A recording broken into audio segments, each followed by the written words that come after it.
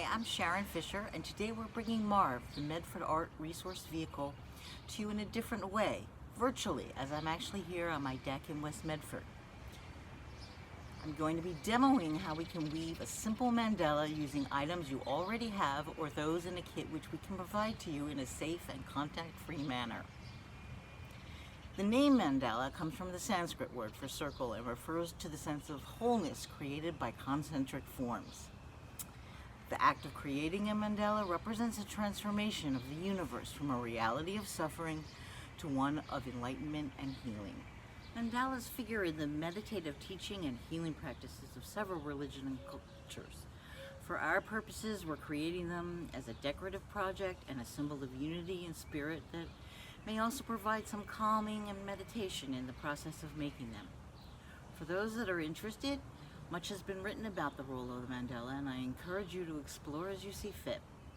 We hope to blanket our town and perhaps others with these as symbols of community spirit and hope in these times where calm and healing are very much needed.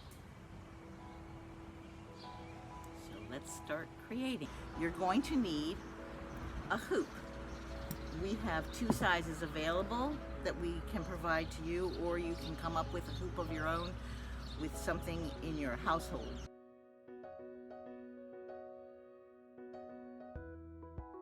You'll need sharp scissors, and you may or may not choose to use a ruler. Precision is not important in this project, but if you find it helpful, some sort of ruler might be useful to you. You're also going to need at least one t-shirt of any color. The color will not show. It provides what we call the warp in a mandala weaving, and you'll be cutting it into loops for the larger hoops or just strips for the smaller hoops. In addition to that, you're going to need your weaving material, and you can use fabric strips, or you can use t-shirt loops or t-shirt strips. I'm going to demo both processes. I'm going to demo it on both the large hoop and the small hoop. I'm going to do the small one with fabric and the larger one with t-shirts. But first I want to show you how to get set up, which is to create the warp or the spokes that go around your mandala. If you get a hoop from us, it will come with 11 loops if you get the large one, and 8 strips if you get the small one. And you're going to create the spokes from the t-shirt loops. Lie the shirt on a flat surface, cut off the hem. I don't use the hem. It's not, you could if you really need to, but it's a different thickness than the rest of the t-shirt, so I just consider the hem throwaway. Cut it off.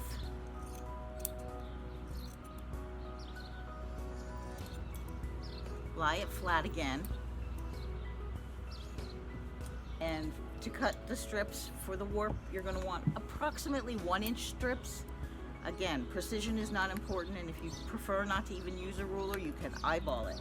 But what I do is I lie my ruler down and I cut notches every inch. Once I have the notches, for speed and efficiency, I would leave the t-shirt flat and just cut across as straight as you can, beginning at the notch. If you are somebody who needs it or wants it to be more precise, just use the ruler more than I'm doing, or you can mark notches on both sides and aim from one to the other. I do want these strips to be approximately 1 inch. So there are 2 of them, loops like that. And if you stretch them, they curl up and they sort of turn into yarn, but you don't need to stretch them too much. I worked with a large t-shirt and an extra large t-shirt on the large hoop. You're going to use 11 of these strips, and and that would give you 22 spokes, and I'll show you a little later, you need actually an odd number to work with, so we will consolidate 2 of the spokes. But first, just get your strips on and get them on as evenly as you can. You have plenty of time to you can readjust throughout the project, and again, precision is not that important. Because I have 11, I'm gonna do the first 3 to divide this into 6ths. Again, I'm aiming for as even as possible, but not overly worried about the precision of it. And again, you want it to meet as close to the center as you can, but you will have another opportunity to adjust for that as well.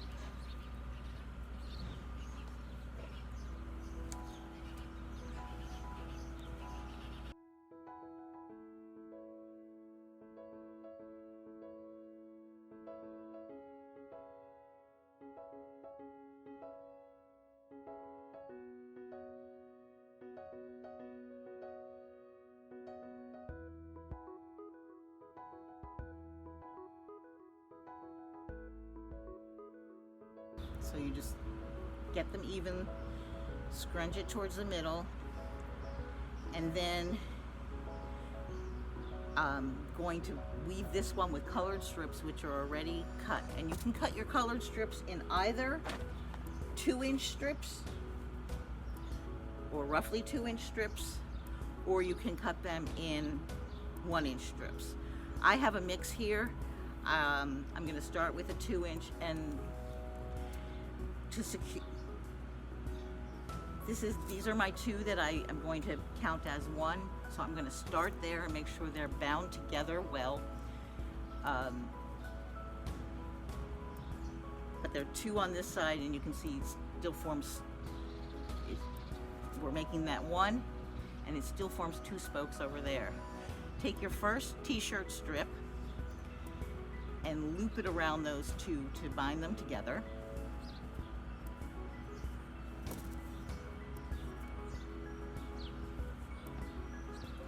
And then begin weaving, and at the beginning you're going to try to establish your center. It's tightly woven, so go just over the first one, under the next one,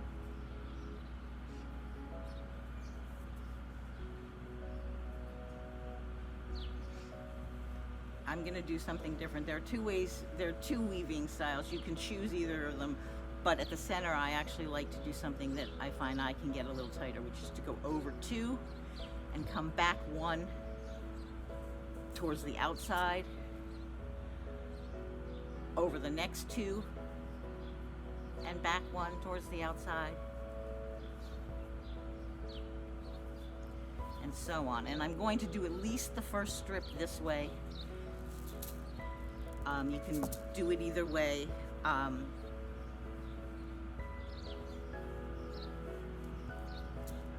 Kind of make sure to be keeping your strips separated. If you make a mistake, like I just did, just go back. So 2, back 1, pull in tight towards the center. This is helping to establish your center in addition to being the decorative element. Over 2, back 1. These directions are going to be available for you to print out as well, and you can return to this video at any time if you need to remind yourself once you've picked up your kit or assembled the supplies from your own household things.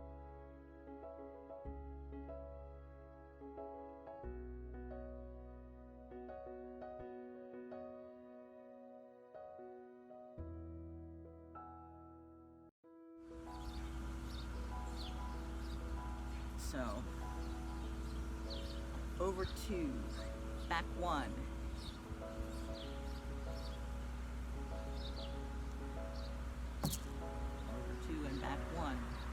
again, pull it towards the center, and you're establishing a good firm center as you do this.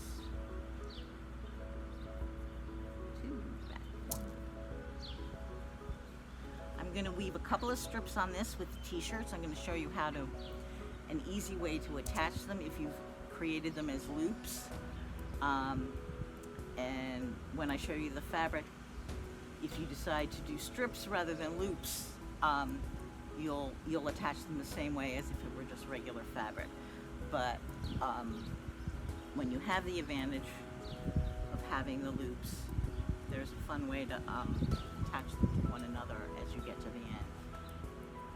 We're nearing the end,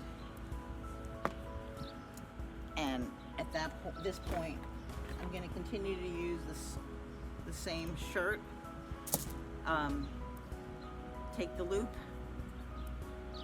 put the other loop through it, and attach it by just looping it through. It's the most compact knot you can make with this particular material. And you just continue weaving over 2, under 1, over 2, over 1. When you get around once, it's your choice if you want to continue that weaving pattern, which I'm going to do for one more round, or switch to the over-under, which is simpler, faster, and uses a bit less fabric and has a different texture. But for now, I want to show you the smaller hoop, which I've already got warped up, and if you can see it, unless you have a very small t-shirt, the loops do not work with the smaller hoop. So I used the part that was above the armhole and cut strips, and they're just knotted on at each end. There are 7 strips on this one, and that makes 14 spokes, and just like the last one, you're going to want to take 2 and make them so that they work as one. I'm going to use a sleeve band because it's right here, even though the rest of this is all going to be fabric. You can use, this is really a fabric based, actually I think I am going to switch over to fabric. So I have some fabric strips cut. I chose colors, bright colors that I wanted to, that I felt that would look nice together, kind of reds and oranges and pinks. Just pick any strip,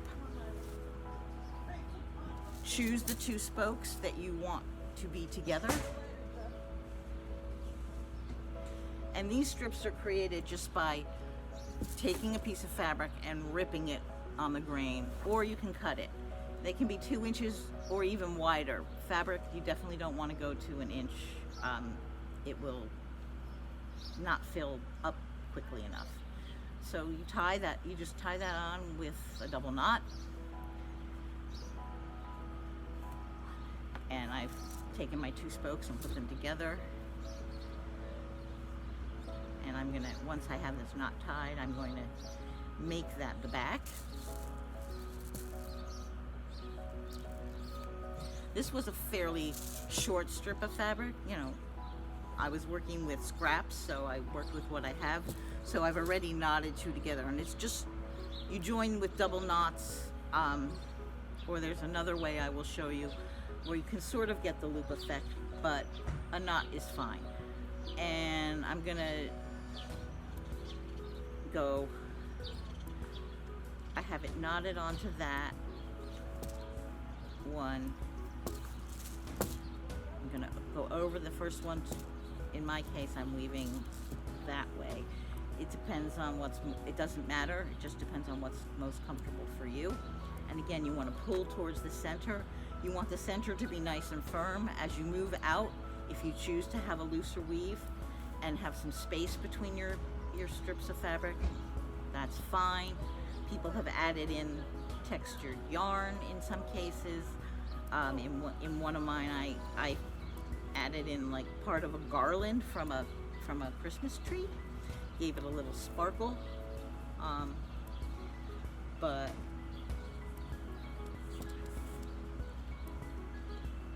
you get your center established by doing a tight weave, and I personally really do like the over 2 back 1 to start with for the center.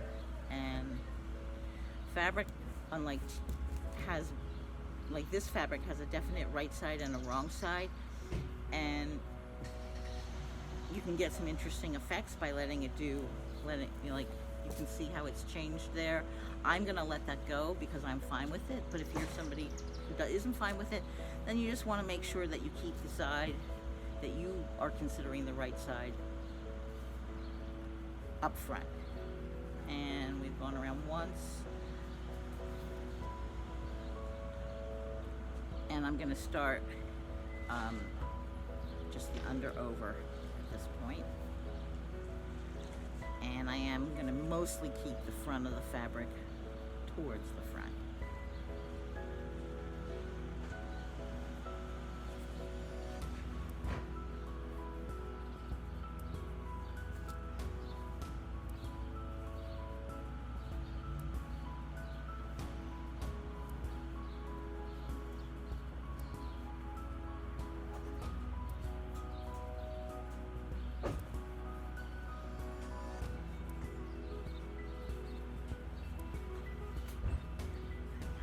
Up yet. It's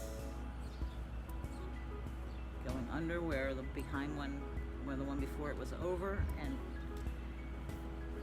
you want to leave yourself a little bit of room at the end when it's time to tie on. So one way to tie on your next strip is simply to knot it, and when I get to the next one, I'll show you the way that is kind of like looping on the looping that we did on the t-shirt. It works. I actually think that knotting is better. If this particular little end bothers you, and it kind of bothers me, snip it off.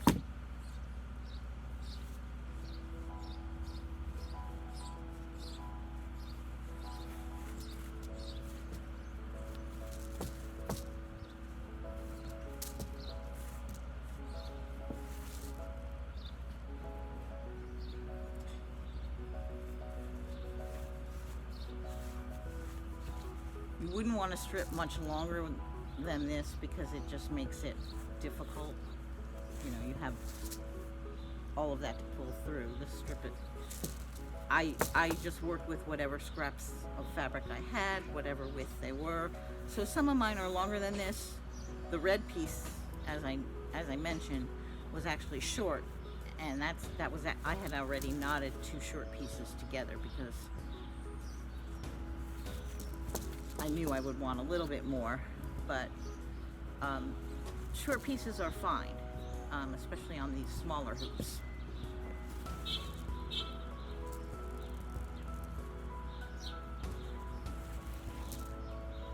I'm trying to keep the bright pink front and center. I'm not being entirely successful, but I'm going to work harder at it.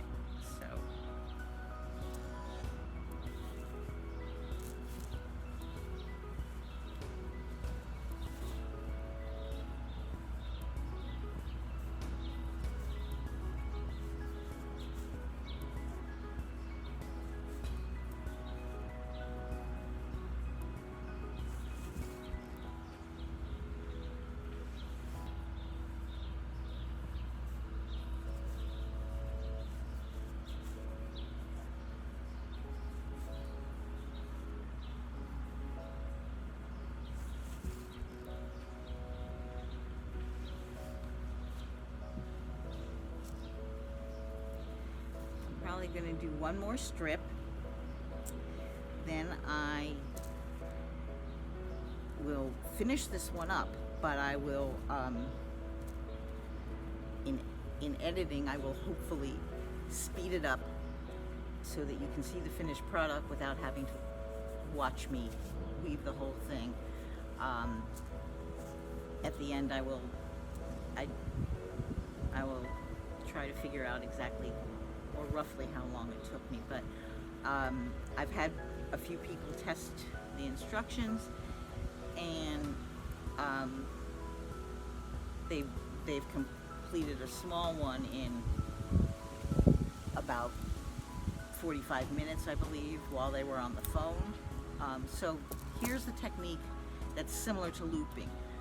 You go at least an inch and maybe further back from the edge, and you cut a small slit in the middle of the strip that you're ending. There's my slit, and the strip that you're beginning. And I'm going to go back almost 2 inches because I noticed the red one was attached this way, and I noticed that it felt a little weak. You do want to be able to pull fairly tightly, and the fabric is weakened, which is why you may want to just stick with knots. So you take the fabric with the new piece of fabric and insert it in the slit in the old piece of fabric at the slit end, and then you pull the fabric through that, and you've got them attached without the bulk of a knot. You do have some fabric, and I don't recommend cutting it off because, as I said, the fabric is weakened by cutting a slit, and so you need to have it a good inch or two from the edge. And then you continue weaving around, and if the tails bother you, you push them to the back. And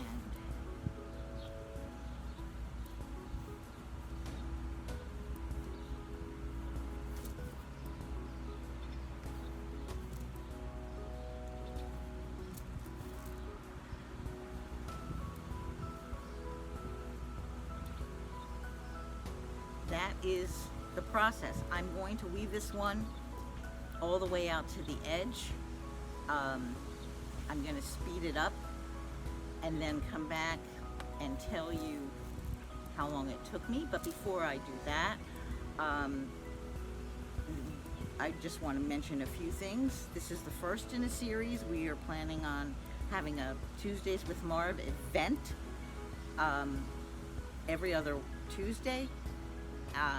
Some of them will be hands-on making sessions, others will be artist talks, artist demos, studio tours, the works. Our hope is that you enjoy the project. Again, that the process of weaving the mandala is something that you enjoy doing, maybe find calming and meditative, and also that you hang them, that you display them proudly on your porch or in your window. I have mine, I'm tied to my porch posts. And send us a picture, and if you're able to, send us the street that you live on so that we could ideally publish a list so people can tour and see everybody's mandalas over Medford.